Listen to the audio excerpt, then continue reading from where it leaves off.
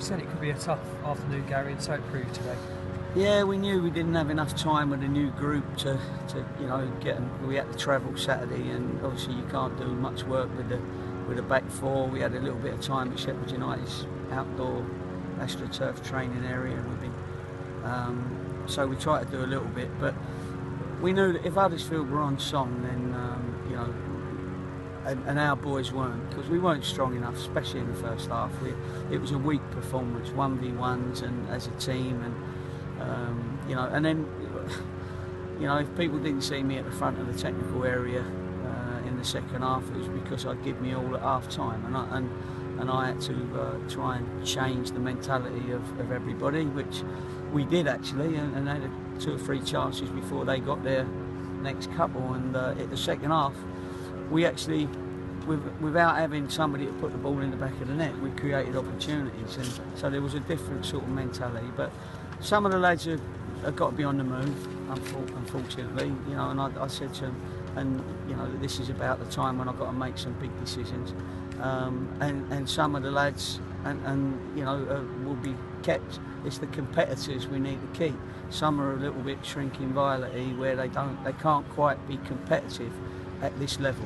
They could at first division level, but they can't at this level. So, the ones I haven't played, Paddy Madden, Danny Seaborn, they, in my opinion, couldn't keep competitive at this level. And now we're finding that there's a few more, and we've got to work very hard to improve it in the January. So will that be one-to-one meetings to let the players know, and you'll be circulating those names of the ones you feel shouldn't be with you? Yeah, I've had a good chat in there, man-to-man talk, wasn't screaming at the end of the game. Some of them come through it not bad, but individually Huddersfield showed their quality and what they've got if they get their tails up, and the cleverness and the tactics, and we give them. Darren Wade puts together a fantastic. Every game we have is exactly how the opposition play.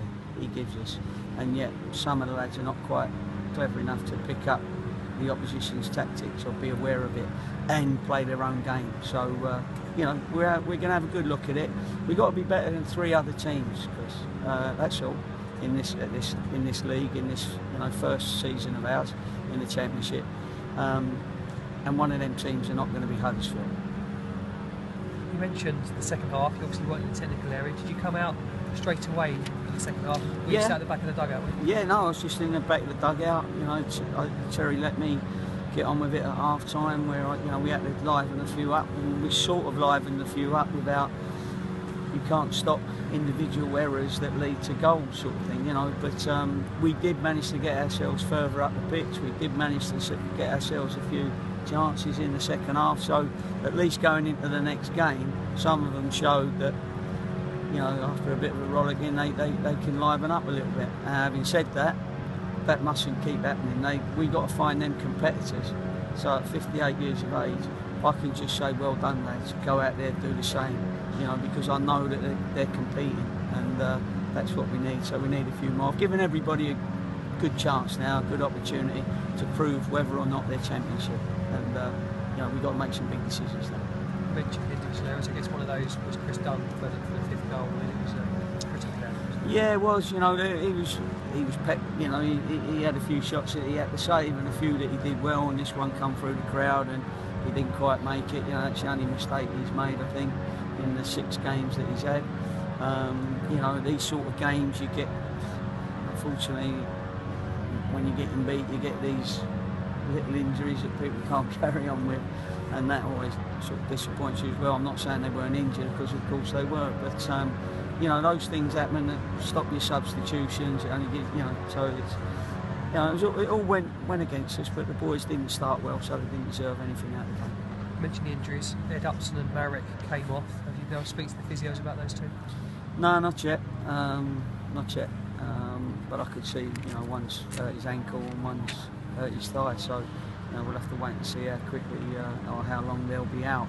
But, as I say, there's a bit of work to be done in the next few days. But you get the whole of January, so it won't be done on January the 1st. So some of these will have to liven themselves up pretty quickly. But certainly they'll know which ones are on the list, so that other teams can come and have a look at it if they play. So Watford next up, New Year's Day. Shane Duffy will definitely be back. Yeah. You got a chance of having Webster back as well, because Yeah, that would give you a huge boost. Yeah, there's a chance that those two will be back, and that will be a huge boost, of course. Yeah. So Webster's continued to progress well for his. Yeah, he is. Yeah. It was only a grade 1 in the end. He wouldn't have made this one because he'd have put him out for a little while. But the extra few days, I'm sure, will help, and hopefully he'll be right for the game on New Year's Day.